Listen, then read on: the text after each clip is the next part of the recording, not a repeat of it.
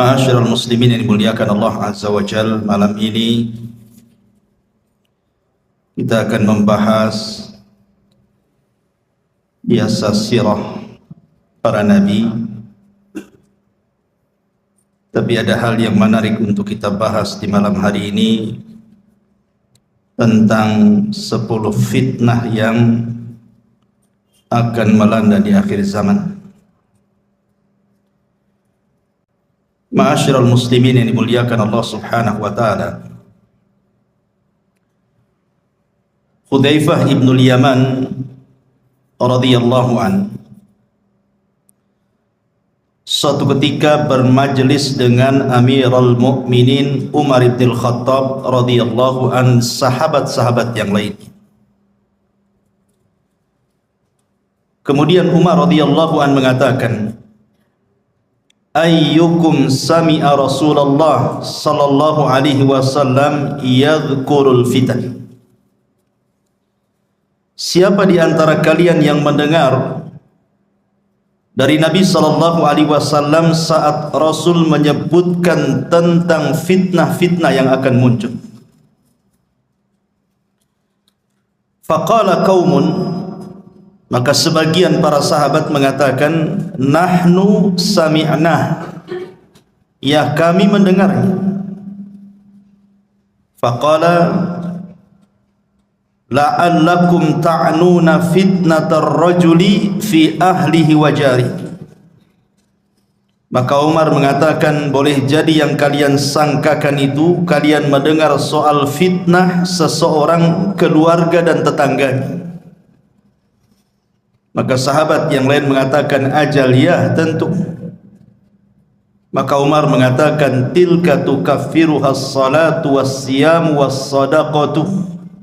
Kalau hanya itu fitnah-fitnah yang kalian maksud, itu bisa dihapus dengan salat, puasa dan sedekah.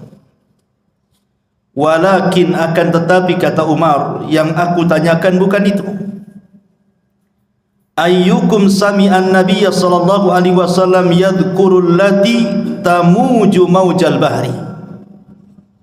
Yang aku tanyakan adalah fitnah yang akan menghantam kalian seperti gelombang lautan yang akan menghempaskan kalian. Qala Hudzaifah, maka Hudzaifah berkata, fa askatal qaum. Maka sahabat yang lain pun terdiam.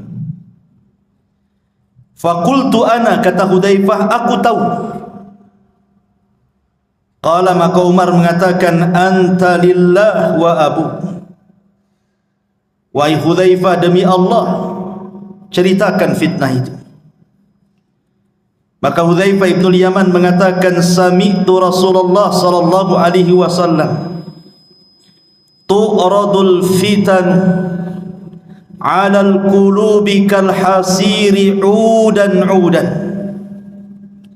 fa ayyu qalbin ushribaha nukitat fihi nuktatus sauda wa ayyu qalbin anqaraha nukita fihi nuktatun bayda hatta tasira 'ala qalbaini 'alal abyad misli safa fala tadurruhu fitnatun ma damatis samawati wal ardh wal akharu aswad murbadan kal quzin muzakhiyah la ya'rifu ma'rufan wa la yunkiru munkaran illa ma ushriba min hawahu. Apa kata Hudzaifah? Kata Hudzaifah ibnul Yaman radhiyallahu anhu, dia mengatakan, fitnah akan dihamparkan ke hati-hati setiap manusia seperti tikar dihamparkan sehelai demi sehelai. Maka hati mana saja yang akan menyerapnya, maka akan berbekas satu titik hitam padanya. Dan hati mana saja yang mengingkarinya, maka akan berbekas titik putih di hatinya.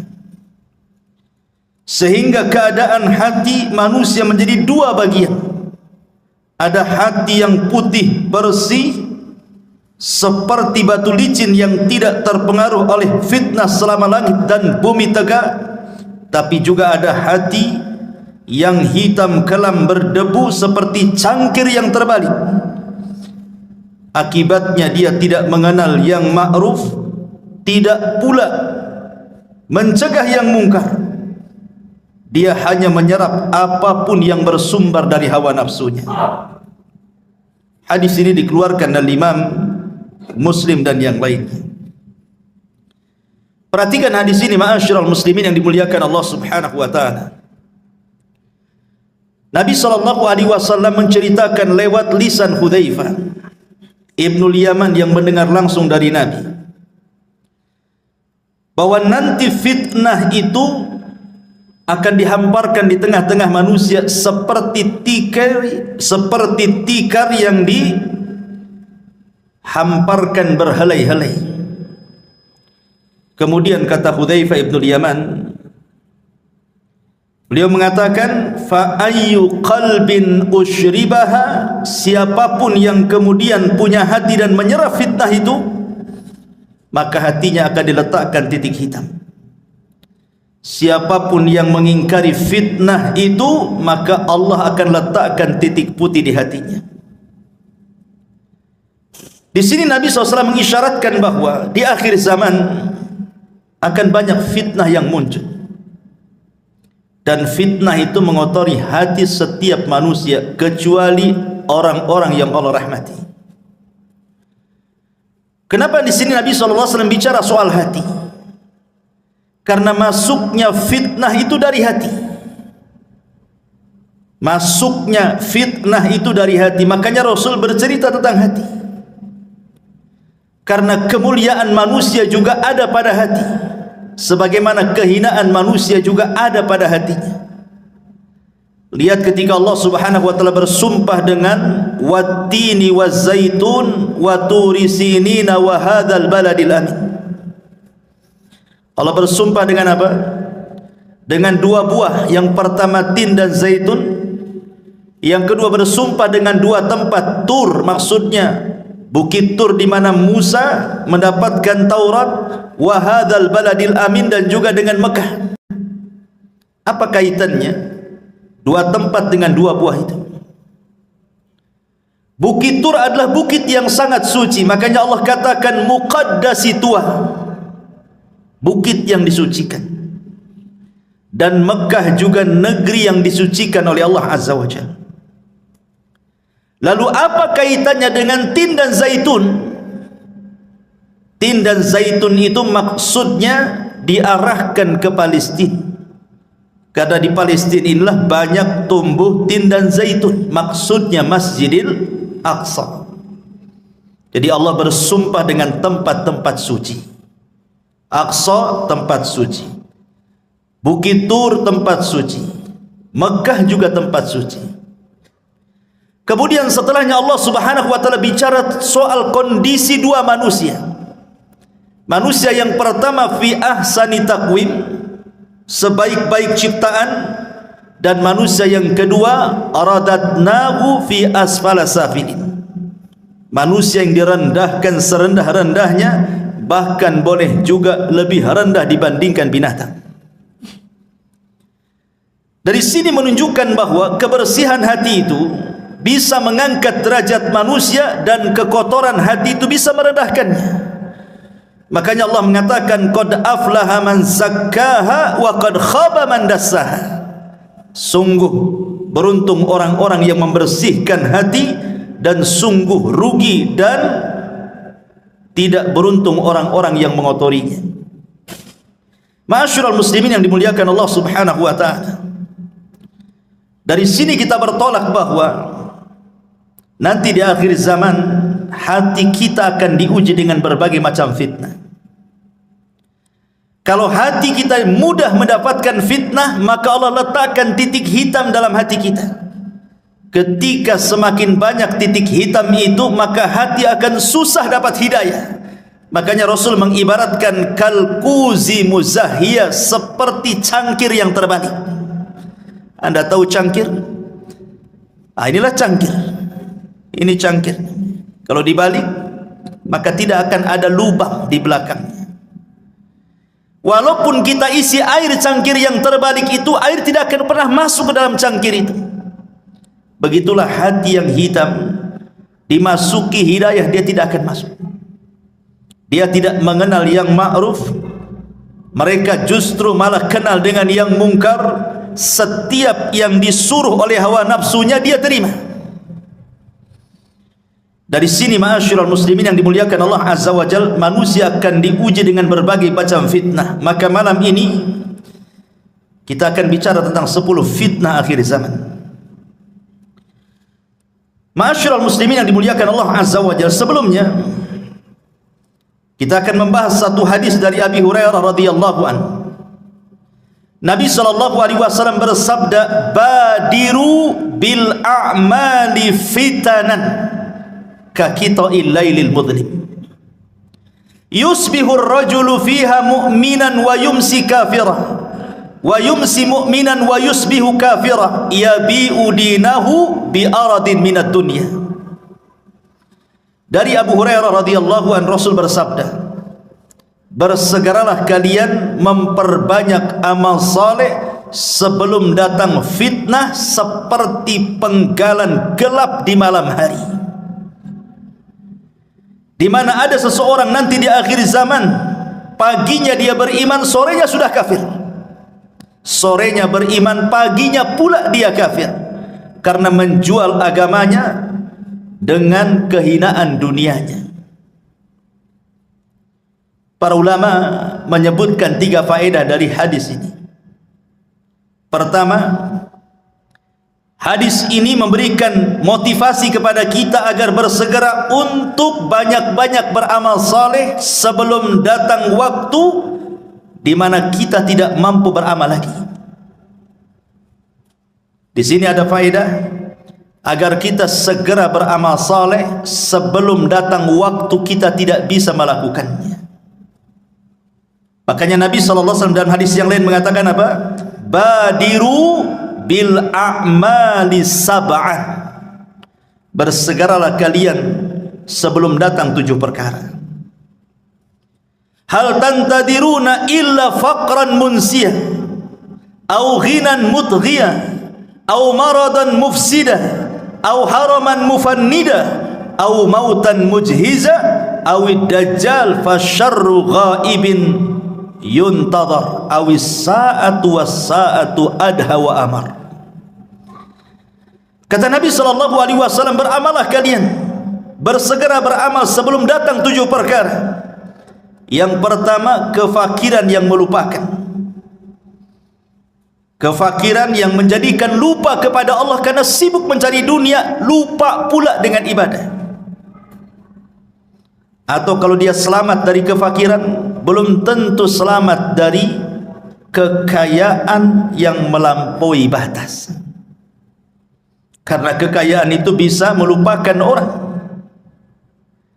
Okelah dia selamat, dia kaya, dia pun taat kepada Allah Azza wa Jalla, belum tentu selamat dari yang ketiga, maradan mufsida, sakit yang membuat dia terduduk tidak bisa beramal. Kaya tapi tidak bisa sholat ke masjid, sakit. Kaya tapi tidak bisa dia bersilaturahim karena tidak bisa bergerak. Oke, dia selamat dari sakit, belum tentu selamat dari yang keempat, haraman mufannida, pikun, pikun yang melupakan segalanya.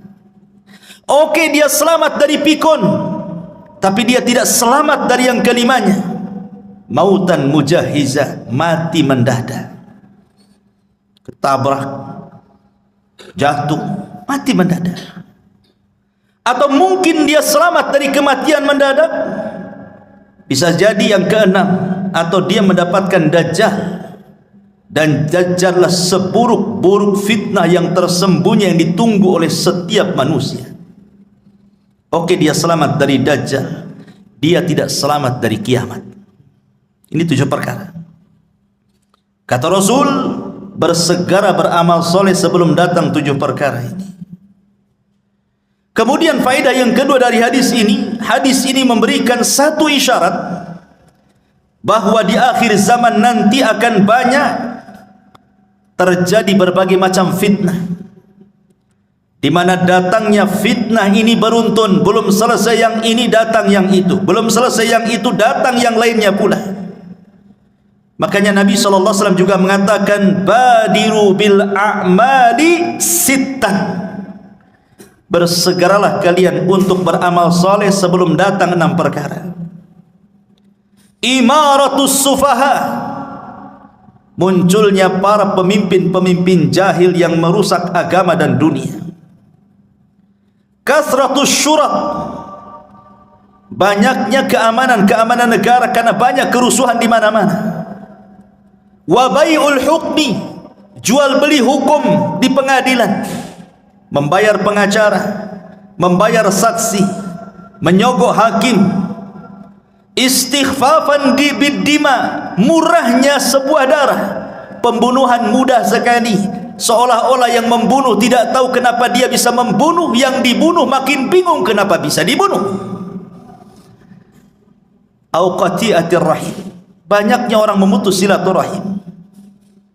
Au nasyun yattakhiduna al-Qur'ana mazamir, atau Al-Quran hanya disamakan dengan nyanyian. Orang mengundang orang itu untuk membaca Quran hanya untuk dinikmati lagunya, bukan untuk ditadaburi.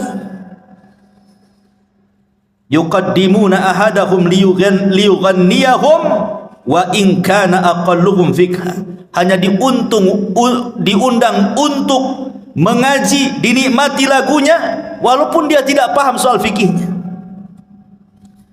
Dan fitnah ini banyak, ini hanya sekelumit bahwa Rasul akan menjelaskan di akhir zaman akan muncul-muncul yang seperti ini.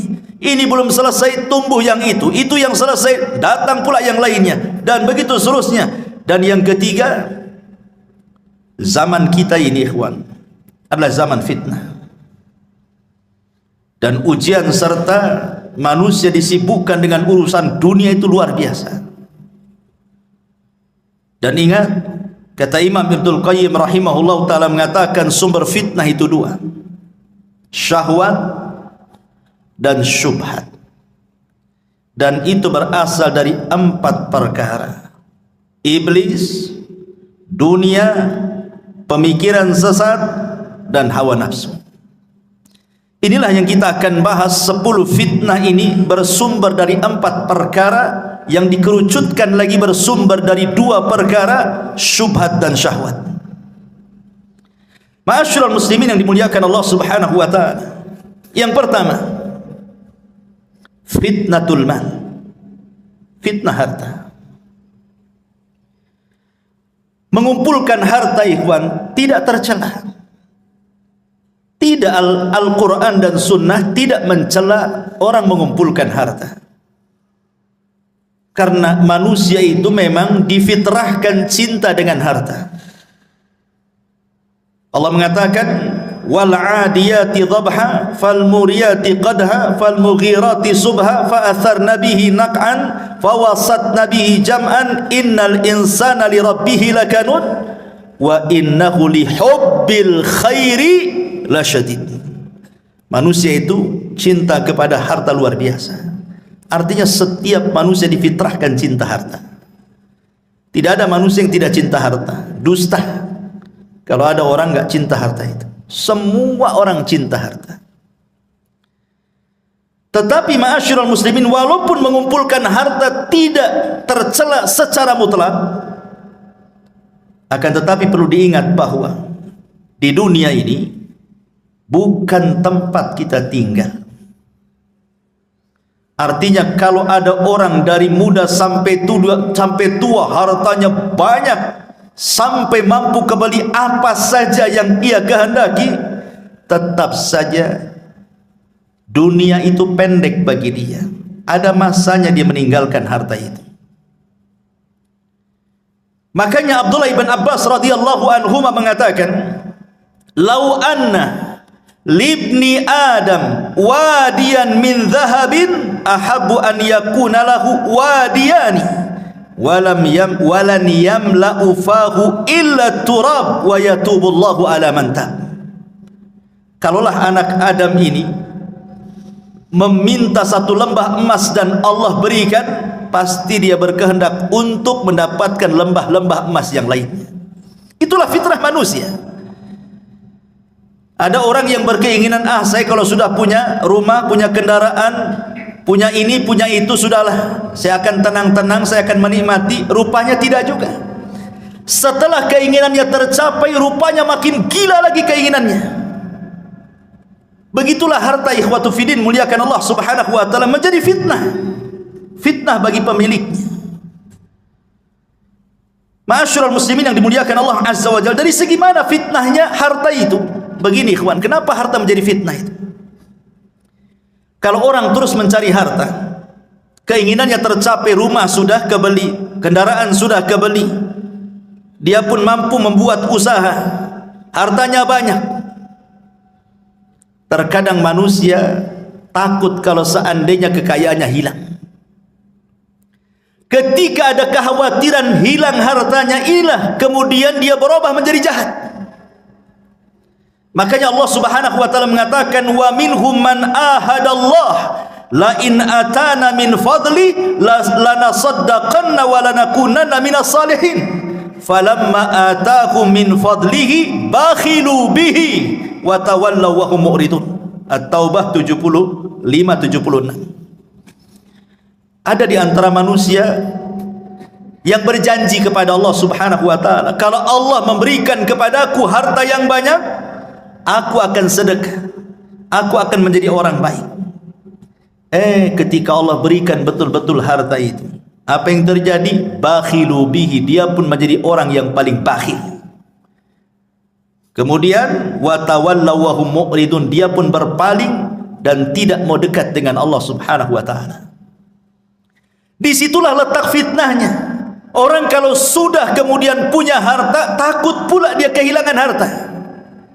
Karena dia takut kehilangan harta, bukan dia yang kuasai harta, harta pula menguasai dia. Disitulah bahayanya. Makanya ketika Allah subhanahu wa ta'ala menguji kita dengan zakat dan sedekah, perhatikan, terkadang kita harus memberi zakat dan sedekah kita ini kepada orang yang tidak ada kait mengait dengan usaha kita. Orang yang kita kasih itu terkadang dia tidak membantu usaha kita, bahkan mungkin gak kenal kita dengan dia, tapi kita dituntut memberinya, padahal dia tidak punya andil dengan kekayaan kita. Itu ujian harta namanya.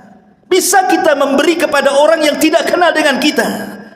Lain kalau seandainya kita memberi pekerja dalam usaha kita, wajar karena dia andil dalam usaha kita. Ini orang nggak pernah kerja sama kita, nggak pernah memberi modal sama kita, kenal pun tidak, tahu-tahu menjulurkan tangannya minta sedekah dari kita.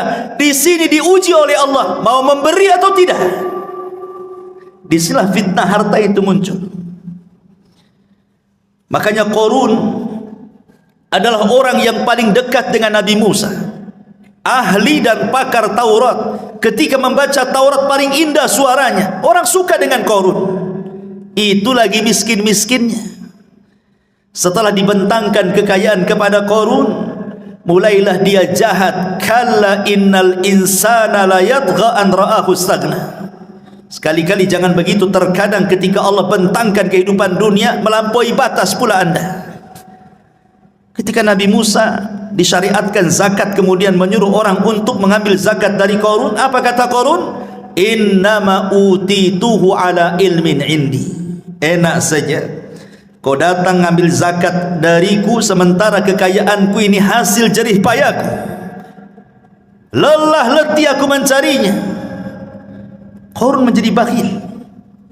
Ma'asyiral muslimin yang dimuliakan Allah azza wa jalla, inilah fitnah harta yang sangat bahaya. Makanya Rasul mengatakan, likulli ummatin fitnah wa fitnatu ummatil mal. Setiap umat itu ada fitnahnya, dan fitnah umatku adalah harta, kata Nabi sallallahu alaihi wasallam.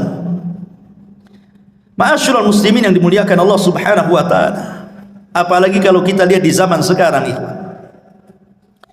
zaman globalisasi, zaman di mana orang mampu mengakses yang jauh menjadi dekat. Tontonan setiap hari kita bisa lihat di televisi, YouTube, dan semua media-media massa.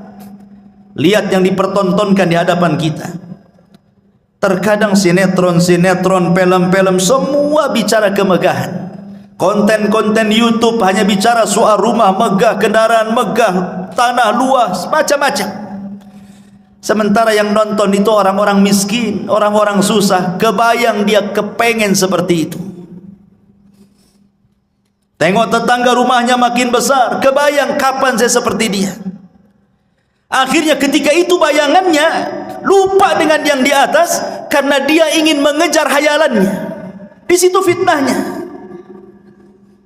Ma'asyiral muslimin yang dimuliakan Allah Subhanahu wa taala. Padahal kalau kita melihat hakikat harta, kata ulama, at-tajmi' wa tafriq. Harta itu sebenarnya hanya dikumpul-kumpul, habis itu ditinggal. Coba lihat orang-orang yang kaya miliarder itu, triliunan uangnya itu, kekayaannya masih numpuk di atas bumi, dia pula sudah pulang ke bawah bumi. Siapa yang menikmati itu? Dia lelah mencari harta, lelah berkeringat dari muda sampai tua jadi orang kaya. Habis itu terkena penyakit, mati. Dia belum sempat menikmati kekayaannya. Siapa yang menikmati? Ahli warisnya. Terkadang ahli warisnya tidak bersyukur dengan kekayaan ditinggalkan orang tuanya.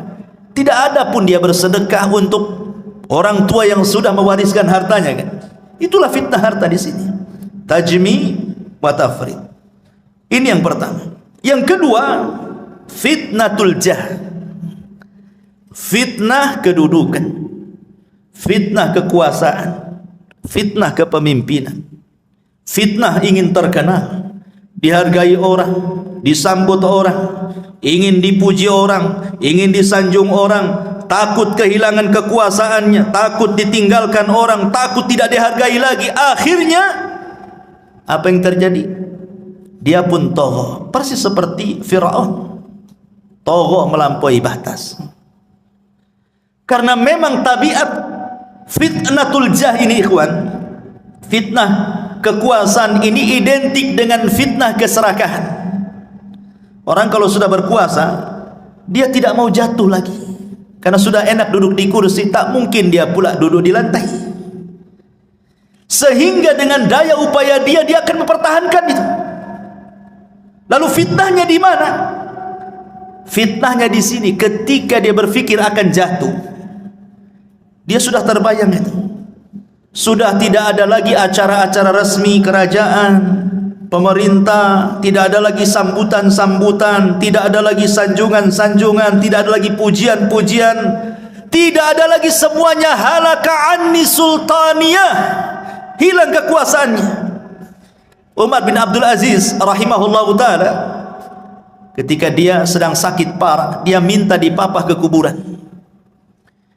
Kemudian dia pandang kuburan itu, kemudian dia menangis. Kemudian dia berteriak dan mengatakan, ma aghna anni maliyah, halaka anni sultaniyah, katanya.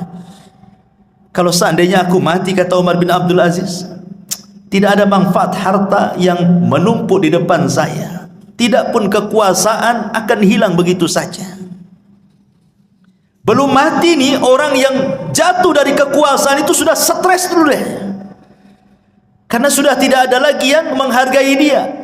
Apalagi tabiat orang yang berkuasa itu, kalau sudah naik rezim yang lain, dia akan menjatuhkan rezim sebelumnya. Dan begitu seterusnya itu.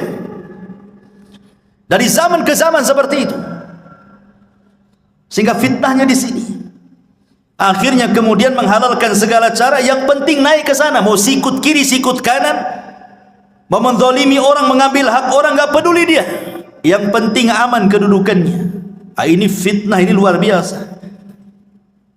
Makanya Nabi SAW sampai mengatakan, ma dhi'bani ja'i'ani ursila fi ghanamin bi afsadalah min hirsil mali alal min hirsil mar'i alal mali wasyarafi lidini. Kalau seandainya ada dua serigala yang dua-duanya lapar, kata Rasul, ini serigala belum makan 1 minggu, lapar, di depannya ada kambing, tentu serigala ini akan mencabik-cabik kambing itu sampai kenyang, sampai robek, sampai rusak. Kata Rasul, kondisi kambing yang rusak dicabik dua serigala lapar itu tidaklah sebanding kerusakannya.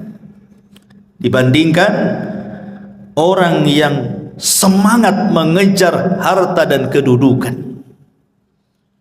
Karena kalau dua serigala ini hanya memakan satu kambing sudah kenyang, selesai. Tapi orang yang mengejar kedudukan, dia akan korbankan banyak orang. Dia akan korbankan, dia harus berdusta di situ. Terkadang harus mendolimi, terkadang harus menyakiti, tak jarang membunuh, naudzubillah. Makanya di sini kemudian Rasul mengatakan, rusaknya kambing yang diterkam serigala tidak seberapa tuh dibandingkan kerusakan orang-orang yang mengejar kedudukan. Naudzubillah. Kemudian yang ketiga, fitnatuz zaujati wa fitnatul aulad. Fitnah pasangan hidup dan juga anak-anak. Di zaman Nabi SAW ada seorang sahabat yang ketika hendak hijrah ke Mekah, ke Madinah dari Mekah, dilarang sama istri dan anak-anaknya. Tidak boleh hijrah, masa kita akan tinggalkan tempat kelahiran kita. Akhirnya sahabat ini tak jadi hijrah karena dihalangi oleh keluarganya, digandoli oleh istri dan anak-anaknya. Tidak usahlah ikut-ikut hijrah ke Madinah itu, kita sudah enak hidup di Mekah, kalau kita ke Madinah mau tinggal di mana, bla bla bla bla, macam-macam mengeluh keluarganya. Tak jadi dia hijrah. Sudah bertahun-tahun, akhirnya adalah kesempatan dia menyadarkan istrinya, mau pula istri dan anaknya hijrah. Sampai di kota Madinah, dia merasa cemburu dengan kawan-kawannya yang dari awal sudah hijrah duluan. Mereka sudah menjadi alim ulama karena sudah bertahun-tahun belajar dengan Nabi SAW. Sebagian mereka sudah sukses dari segi dunia seperti Abdurrahman bin Auf, Utsman bin Affan, Abu Bakar dan yang lainnya.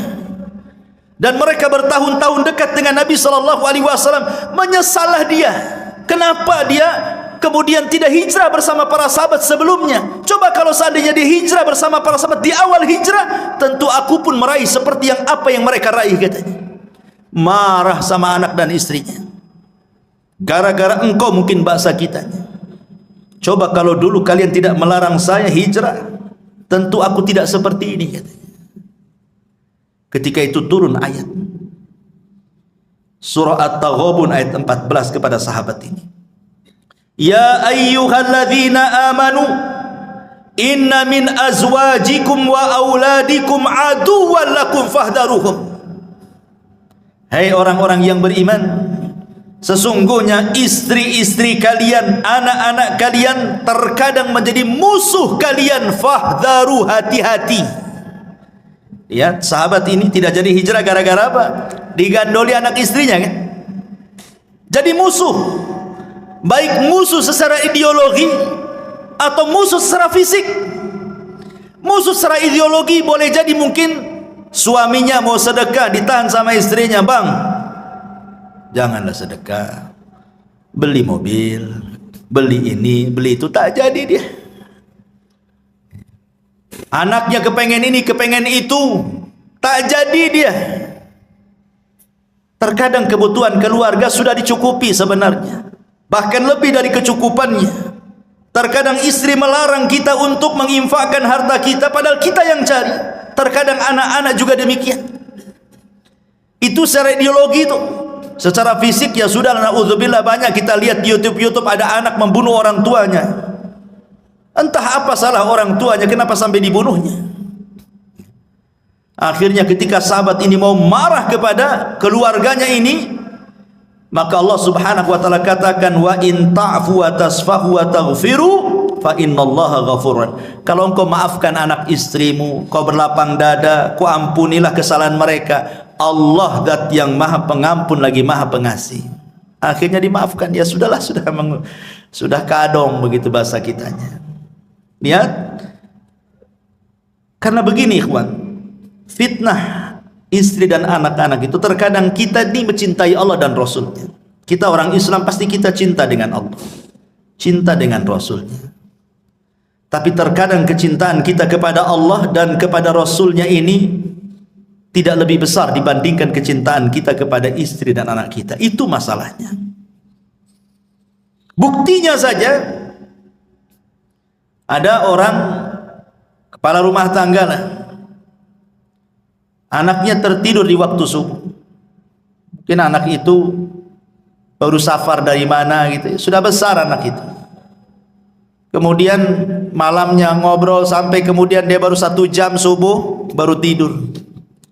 Kemudian bapaknya ingin bangunkan anak itu sholat subuh. Apa kata istrinya? Janganlah pak, kata. Anak itu baru datang capek, baru 1 jam dia tidur. Biarkanlah dia tidur, kata. Akhirnya kemudian suaminya sholat subuh sendiri, anaknya ngorok sampai terbit matahari. Kenapa orang tua ini membiarkan anaknya seperti itu? Karena sayangnya dia kepada istrinya dan sayangnya kepada anaknya. Itu di dunia. Di akhirat dia tidak sadar anak itu yang menyeret dia ke neraka. Ma'asyiral muslimin yang dimuliakan Allah Azza wa Jalla. Terkadang kita bapak-bapak ini dibuat durhaka dengan orang tua gara-gara istri. Banyak laki-laki yang durhaka dengan orang tua gara-gara istrinya. Padahal hak kita kepada orang tua itu porsinya lebih besar dibandingkan hak kita kepada istri kita. Kalau seandainya ada uang 1 juta, kemudian di situ ada 2 orang, 1 orang tua, 1 istri, kemana uang ini saya sedekahkan? Kata Rasul, Allah berfirman, yas'alunaka madza yunfikun.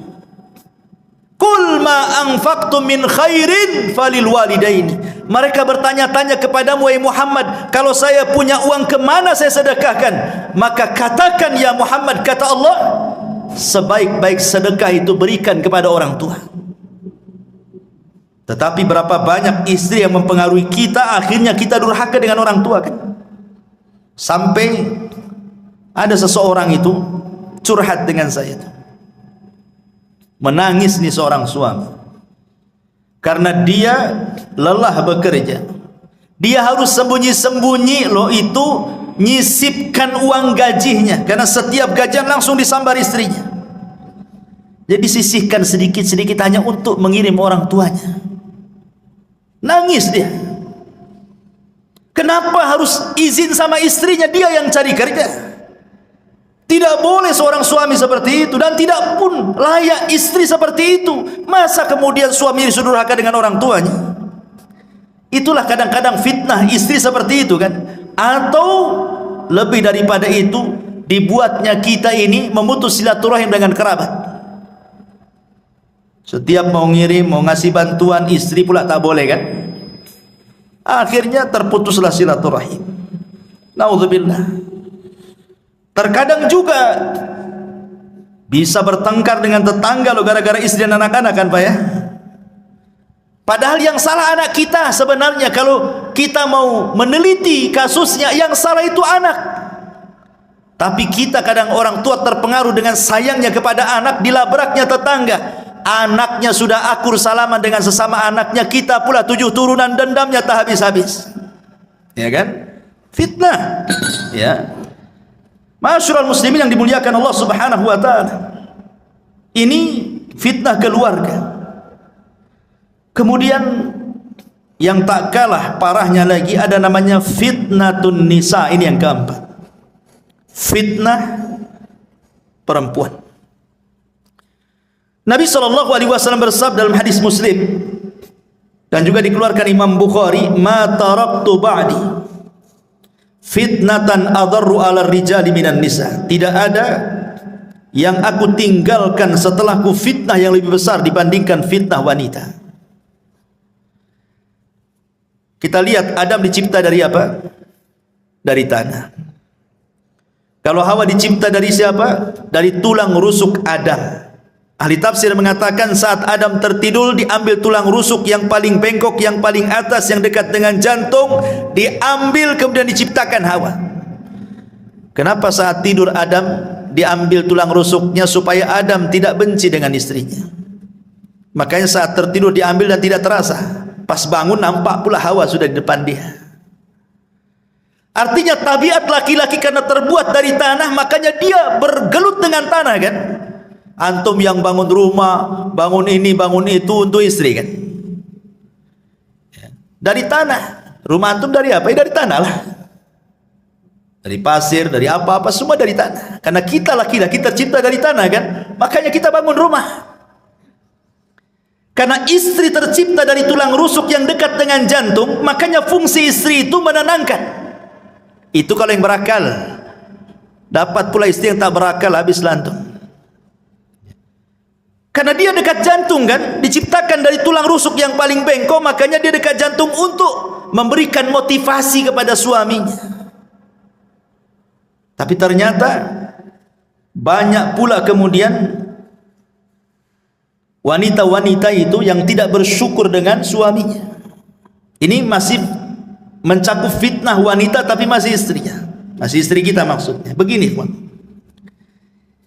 Istri itu diciptakan untuk kita itu dalam rangka perhiasan. Jadi wanita itu sebenarnya perhiasan bagi laki-laki. Makanya ketika Nabi SAW mengatakan sebaik-baik perhiasan itu adalah istri yang soleha kan itu. Karena wanita itu perhiasan bagi laki-laki. Laki-laki lebih suka memandang perempuan dibandingkan barang-barang antik lainnya. Ya kan? Antum lebih suka memandang perempuan dibandingkan celana bagus, tas bagus. Walaupun bermerek itu nggak tertarik. Coba dipajangkan satu perempuan yang cantik, nggak berkedip antum. Kalau sama celana berkedip-kedip lah. Ya. Karena memang wanita diciptakan jadi perhiasan bagi laki-laki. Makanya kenapa kenikmatan laki-laki itu lebih banyak dikasih perempuan di sorga. Karena memang difitrahkan laki-laki itu hanya suka perempuan. Kalau yang lain bosan, kalau perempuan nggak akan bosan. Berbeda dengan perempuan. Perempuan itu bukan satu-satunya kenikmatan laki-laki. Ya, dia juga difitrahkan cinta dengan kita. Tapi kecintaannya bercabang. Ia cinta dengan suami, ia cinta dengan perhiasan, ia cinta dengan baju, dengan pakaian, dengan macam-macam. Makanya kenikmatan di sorga pun bercabang-cabang dia. Dia tidak dikasih bidadara banyak-banyak, satu aja suaminya. Karena di dunia saja perempuan itu dia tidak begitu suka dengan laki-laki. Dia suka kadang, tapi juga ada yang lain yang disukai dia. Makanya lihat perempuan itu kalau antum kasih hadiah baju senang luar biasa kan. Kalau antum dikasih hadiah sama istri kaos nggak senang, biasa-biasa saja kan. Nggak ada surprise-nya sama sekali. Karena hari-hari juga kita pakai kaos kadang seminggu sekali baru ganti. Kalau perempuan kan dikit-dikit ganti, dikit-dikit ganti. Ada pakaian dapur beda dengan pakaian keluar, beda dengan pakaian kearisan, beda dengan pakaian ke pasar dan begitu seterusnya kan. Laki-laki mana peduli? Mau ke undangan ya itu, mau sholat ya itu, mau tidur ya itu gitu. Gak peduli dia. Ma'asyiral muslimin yang dimuliakan Allah Azza wa Jalla, masalahnya ikhwan, di mana letak fitnah nih perempuan?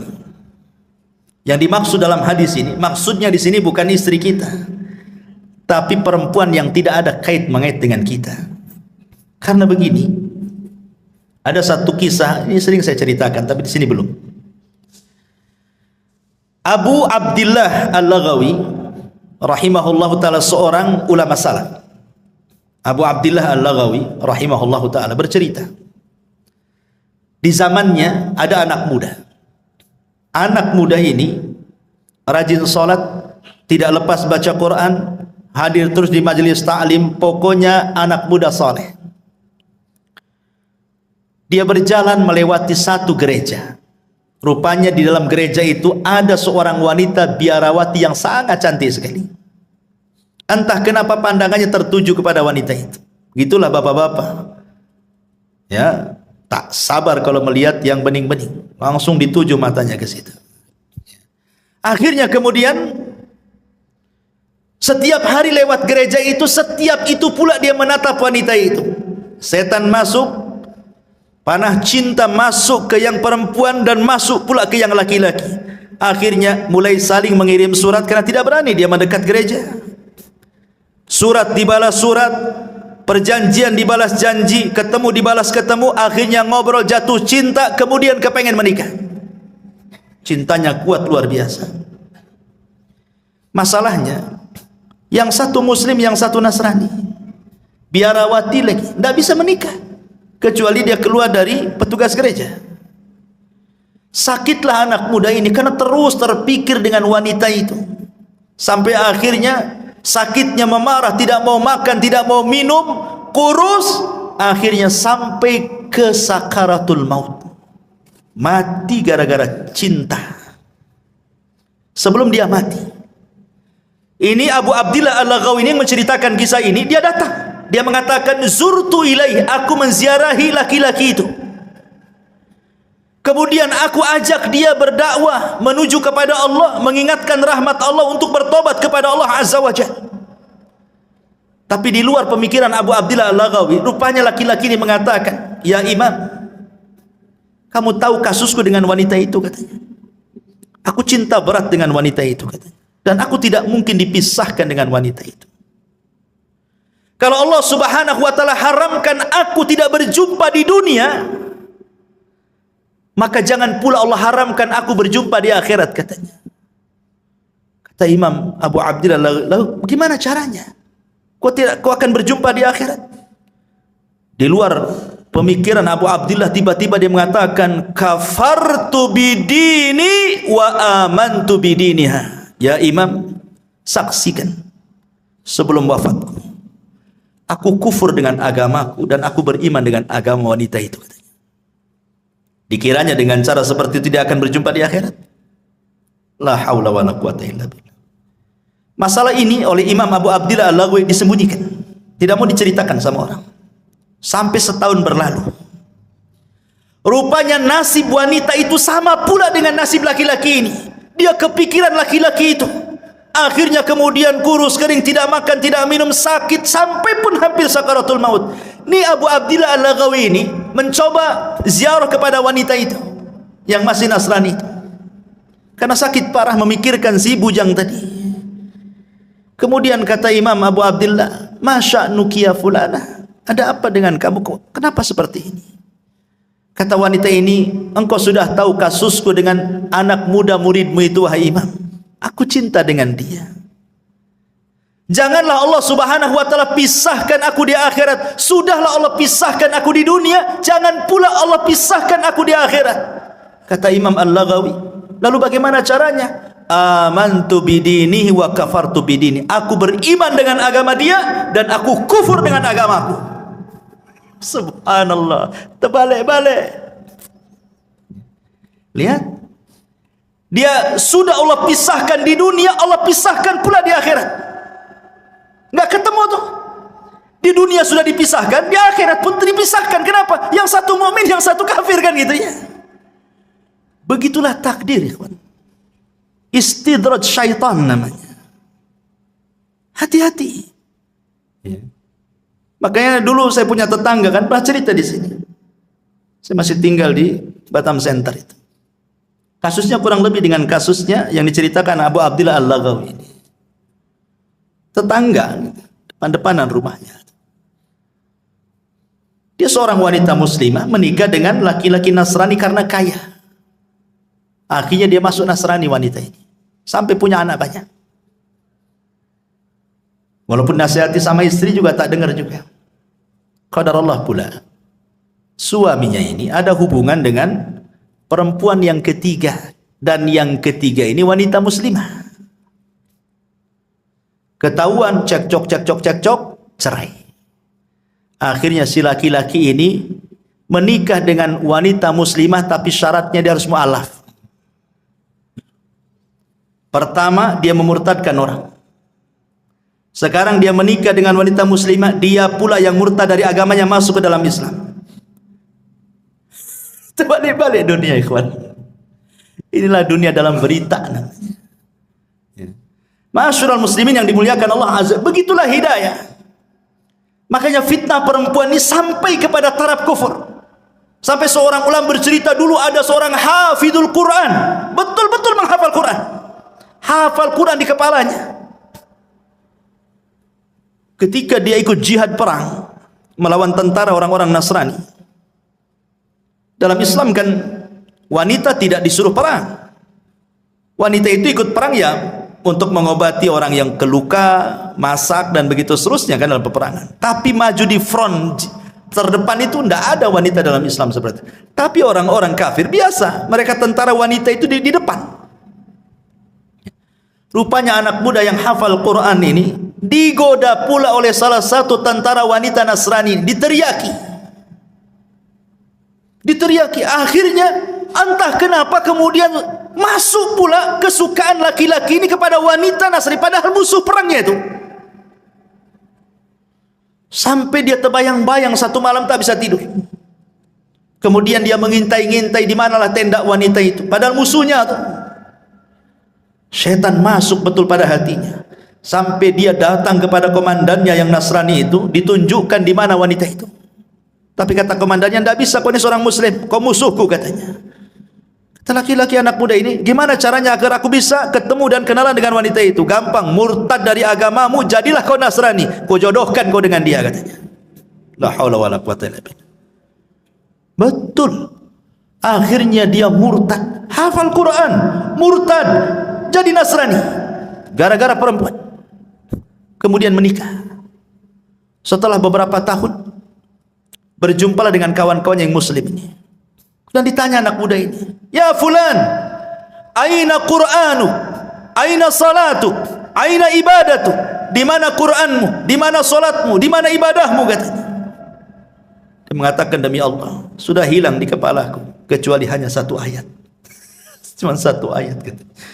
30 juz hilang kecuali satu ayat. Kata seorang muslim, hat ainal ayat. Kalau begitu bacakan ayat yang tinggal tersisa satu ayat itu katanya. Kemudian dia mengatakan, ma yawaddul ladina kafaru law kanu muslimin. Apa artinya? Ma yawaddul ladina kafaru, nanti pada hari kiamat orang-orang kafir itu yawaddu, berkeinginan kalau mereka menjadi seorang muslim. Itu pula yang diingat ayatnya. Subhanallah. Itu kan nyindir dia, bodoh itu bahasanya kan itu. Nanti pada hari kiamat orang-orang kafir itu kepengen mereka jadi Islam, kok kamu pula jadi Nasrani, gitu maksudnya. Itu pula yang dihafalnya itu. Makanya dahulu ada seorang alimin ulama ahli sunnah namanya Imran ibn Hittan. Ini seorang ulama tabi'in yang menceritakan Muhammad ibn Sirin, seorang alimin ulama tabi'in. Imran ibn Hittan ini seorang pakar hadis, pakar tafsir, pakar syair dan macam-macam ilmu, sampai dijuluki ulama hadis di zaman itu. Tertarik dengan seorang wanita. Wanita ini anak daripada pamannya, sepupuan dengan dia. Cantik jelita. Masalahnya satu keluarga pamannya khawarij semuanya. Bahasa kitanya teroris semuanya.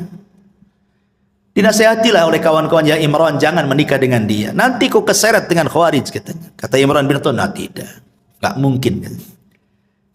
Aku sudah kokoh dengan akidah ahli sunnahku, tidak mungkin aku masuk khawarij. Dinasihati tak bisa. Nikah pula dia betul-betul melamar wanita anak pamannya. Subhanallah, dengan seiringnya waktu tahun berlalu, rupanya dia terpengaruh dengan khawarij. Jadilah tokoh khawarij dia. Jangan sangka kita ini sudah punya iman, punya Islam, dekat-dekat dengan syubhat, itu jangan. Nabi saja mengkhawatirkan Umar dengan agamanya saat memegang lembaran Taurat. Apa kata Rasul? Ya Umar, amutahawikun anta ya ibnal Khattab. Umar, kau sudah bingung ya dengan agamamu, ngapain kau bawa lembaran-lembaran Taurat tu? Buang, kata Rasulullah. Amutahawikun anta ya ibnal Khattab, laqad taraktukum 'alal bayda lailuha kanahariha la yazigu anha ila hali, kata Rasul. Aku loh tinggalkan Islam ini terang benerang, malamnya seperti siangnya, yang tidak berpaling kecuali hancur. Kau pula bawa lembaran Taurat, buang wahai Umar. Dibuang sama Umar. Sekelas Umar dikhawatirkan agamanya sama Nabi.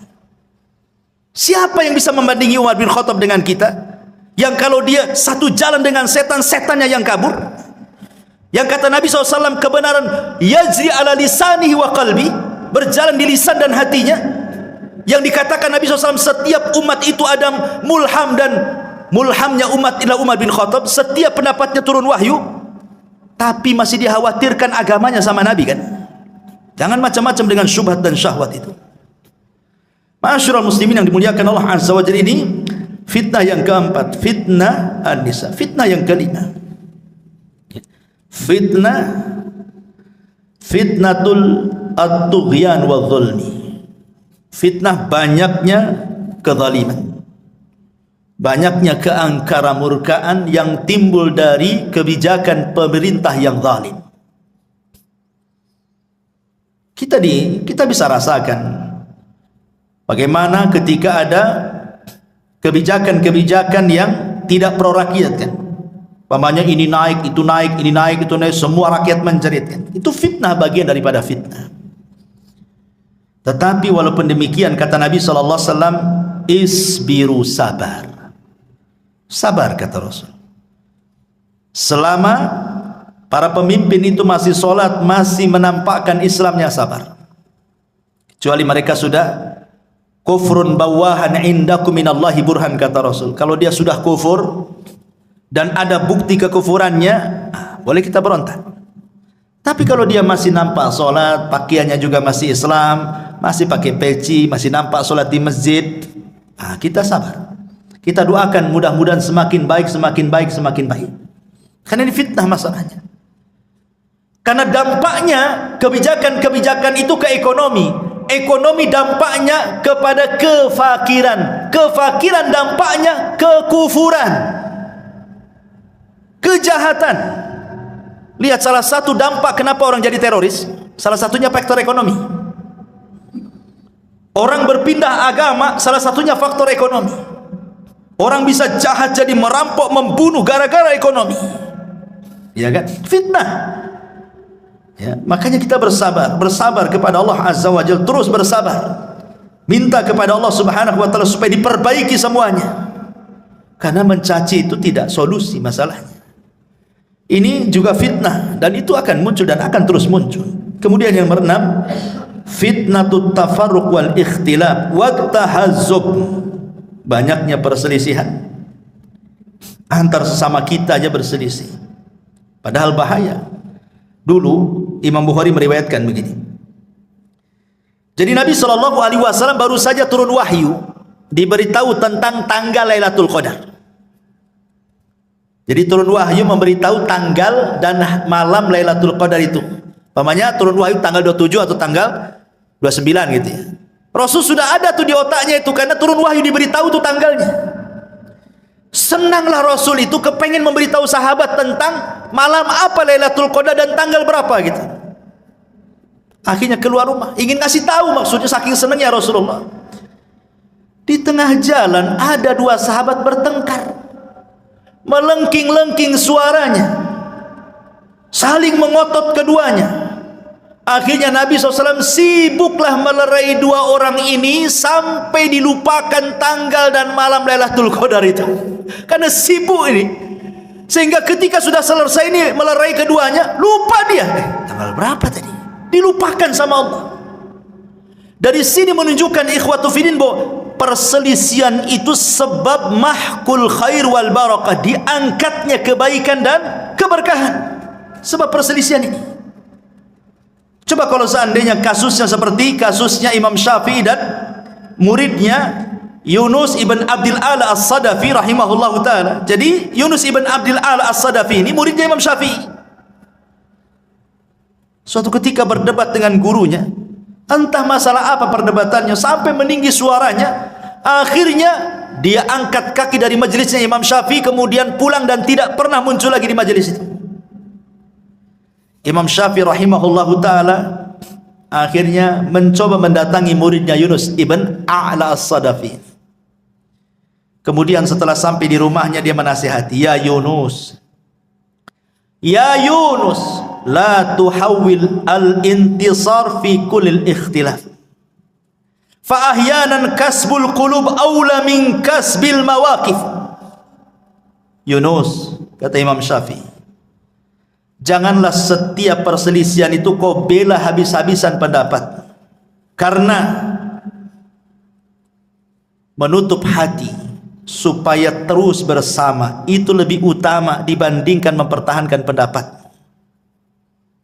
Bukankah persamaan kita lebih banyak dibandingkan perbedaan? Ya Yunus, la tahdamil jusur allati banaitaha wa abbartaha farubbama tahtaju lil audati yauman ma. Wahai Yunus, janganlah kau hancurkan tu jembatan itu. yang engkau sudah bangun sendiri dan kau lewati. Boleh jadi suatu hari kau pengen lewat jembatan itu sementara sudah hilang pula jembatannya. Artinya kalau benci janganlah benci mati. Nanti kau juga akan datang lagi kepadaku, gitu maksudnya. Ya Yunus, wahai Yunus, katanya, akrih al-khata'a daiman wala tukrih al-mukhti. Kau boleh benci dengan kesalahan, tapi jangan pula benci orangnya. Ya Yunus, intakidil qaul lakin ihtarimil qail. Yunus, silahkan kau kritik ucapan, tapi hormati yang mengucapkannya. Fa inna muhimmatana an naqdi 'alal mardi la 'alal marid. Karena tujuan kita itu mengobati penyakit, bukan membunuh orang yang terkena penyakit. Maksudnya Imam Syafi'i ingin mengajarkan kepada kita, selama perselisihan itu bukan perselisihan yang boleh jadi mungkin kita keluar dari Islam, sesat akidah kita, ini masih masalah furu sesama kita. Terkadang luar biasa, jangankan lagi sesama murid-murid, ustad-ustadnya pun dijauhi. Kadang-kadang ada orang seperti itu. Entah apa masalahnya. Dan itu terkadang dimunculkan karena fanatik. Fanatik buta kepada tokohnya, kemudian tidak mau tokoh yang lainnya. Dan itu bahaya. Dan ini adalah fitnah ikhtilaf ini. Ini sangat bahaya sekali karena akan melemahkan kaum muslimin dan akan bercerai-berai. Tidak ada lagi kekuatan. Kemudian yang nomor 7, fitnatu a'immatil mudillin. Fitnah munculnya para duat yang menyesatkan manusia. Kata Rasulullah sallallahu alaihi wasallam, innama akhwafa ma akhafu alaikum al-munafiqu alimul lisan. Sesuatu yang paling aku khawatirkan, kata Rasul, sesuatu yang paling aku takutkan, kata Rasul, munculnya para munafik yang lihai cara berbicara, pandai berdiplomasi, ngomongnya luar biasa, tapi isinya kesesatan semuanya. Makanya kita kadang-kadang lihat YouTube kan, banyak kali jadi ustad-ustad dadakan itu, macam-macam itu seruannya. Sampai saya pernah ceritakan kan, ada seorang dai di Malaysia itu sampai mengklaim dia bisa menyelamatkan murid-muridnya dari neraka kan. Masuklah ke jamaah saya, kalau kalian masuk neraka akan kulempar serbanku, tinggal tangkap ku masukkan ke surga. Katanya enak kali masuk surga, ada jaminan pula masuk jamaah dia. Ini multi level marketing atau ajaran Islam ini? Mau cari-cari banyak orang? Bukan begitu. Bukan semudah orang itu naik surga. Naik surga itu darajat, naik susah. Kalau nerakanya darokat, tinggal jegur saja. Tak perlu belajar masuk neraka itu, tak perlu sekolah tinggi-tinggi. Beli saja minum khamar, minum, masuk neraka. Ma'asyiral muslimin yang dimuliakan Allah Azza wa Jalla. Kemudian juga, karena waktu juga, yang ke-8, fitnatul qatli, fitnah pembunuhan, yang disebut dengan al-haraj. Orang mudah membunuh. Zaman sekarang orang mudah membunuh. Kata Nabi SAW, al-qatil la yadri fima qatal, wal maqtulu la yadri fima qutil. Orang yang membunuh bingung kenapa dia bisa membunuh, orang yang dibunuh pula bingung kenapa pula bisa dibunuh. Enggak jelas alasannya, main bunuh-bunuhan begitu saja. Gara-gara waris, ya kan? Gara-gara masalah utang piutang, bunuh-bunuhan. Gara-gara soal dendam, bunuh-bunuhan. Macam-macam. Cemburu suami istri cerai, dibunuh pula istrinya. Begitu seterusnya, ya. Kemudian yang nomor 9, ini yang paling bahaya. Fitnatuddin, fitnah agama. Makanya kenapa Nabi SAW berdoa kepada Allah, Allahumma la taj'al musibatana fi dinina. Ya Allah, jangan jadikan musibah itu terkena kepada agamamu. Silahkan kau uji anakku, istriku, hartaku, usahaku, silahkan, tapi jangan diuji agama. Karena kalau sudah yang diuji agama ini bahaya. Orang bisa kufur, bisa syirik, bisa macam-macam, enggak akan bahagia dunia akhirat. Makanya banyak-banyak berdoa kepada Allah, Allahumma la taj'al musibatana fi dinina. Ya Allah, jangan kau jadikan musibahmu menimpa agama. Dan yang terakhir tentu fitnah yang merangkum semua fitnah. Apa itu? Fitnatud Dajjal. Ini merangkum semua fitnah. Makanya surah Al-Kahfi itu Allah Subhanahu wa taala menceritakan tentang kisah Dzulqarnain. Bicara soal kekuasaan. Allah bicara tentang kisah Ashabul Jannatain, tentang harta dua kebun yang kufur. Kemudian yang ketiga kisah tentang Nabi Khidir dan Musa, kisah tentang ilmu. Kemudian kisah Ashabul Kahfi, kisah soal agama. Karena fitnah itu bisa saja dari agama, bisa saja dari dunia, bisa saja dari kekuasaan, bisa saja dari pemikiran. Dan itu ada pada Dajjal. Makanya kenapa kita disuruh membaca surah Al-Kahfi? Karena terangkum 4 fitnah ini ada pada Dajjal.